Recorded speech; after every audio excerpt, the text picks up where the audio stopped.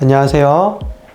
오브제 성형외과의 현명한 성형, 현명한 닥터 성형외과 전문의 김현주 원장입니다. 오늘은 얼굴 지방 흡입에 대한 주제로 이야기를 준비해 보았습니다.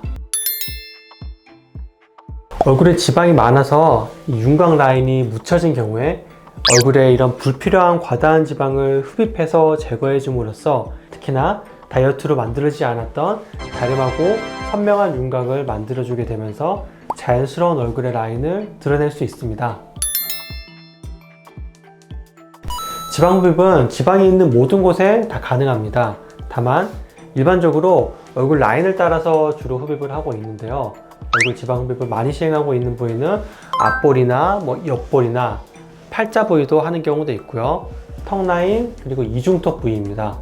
보통 볼 부위의 지방 흡입을 통해서 이런 퉁퉁해 보이는 이미지를 자연스럽고 상큼한 인상 연출에 도움을 드리고, 턱 부위의 지방 흡입을 통해서 갸름하고 매끄러운 윤곽 라인을 만드는 데 도움을 드리고 있습니다.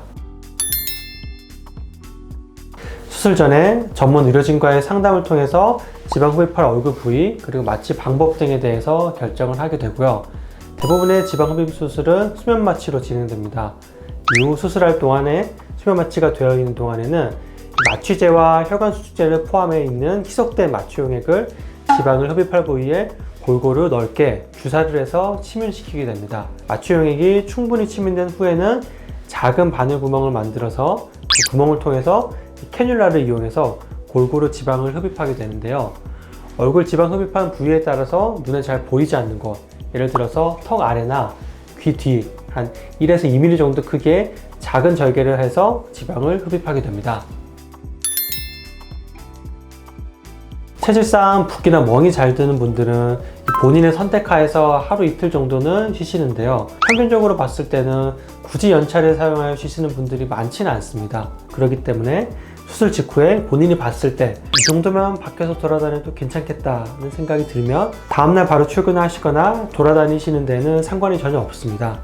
수술했다고 해서 꼭 집에서 누워서 며칠간 꽁꽁 숨어서 쉴 필요는 전혀 없습니다. 오히려 가만히만 계시면 붓기가 가라앉는 데 시간이 더 걸리기 때문에 가벼운 산책이나 돌아다니시는 것을 더욱더 추천드립니다.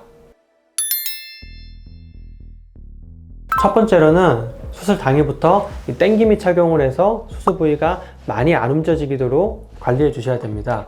예를 들어서 크게 웃거나 크게 하품을 하거나 얼굴을 많이 찡그리는 등 얼굴 지방 흡입 부위를 최대한 움직이지 않는 것이 중요합니다.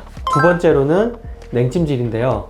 냉찜질은 붓기뿐만이 아니라 통증이나 그리고 출혈을 줄이고 회복 과정을 빠르게 하기 위한 아주 중요한 관리 방법 중에 하나인데요. 꾸준하게 해주시는 게 굉장히 도움이 많이 됩니다.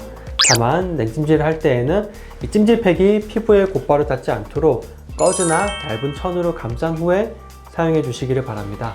세 번째로는 주무시는 수면 자세입니다. 상체를 조금 높여서 주무시면 붓기 빠지는 데에도 도움이 훨씬 되며, 수술 후에 이 수술 부위가 눌리지 않도록 약 2주에서 한 달간은 조심해 주시는 것이 좋습니다. 오늘은 얼굴 지방 흡입에 대한 주제로 이야기를 해보았습니다.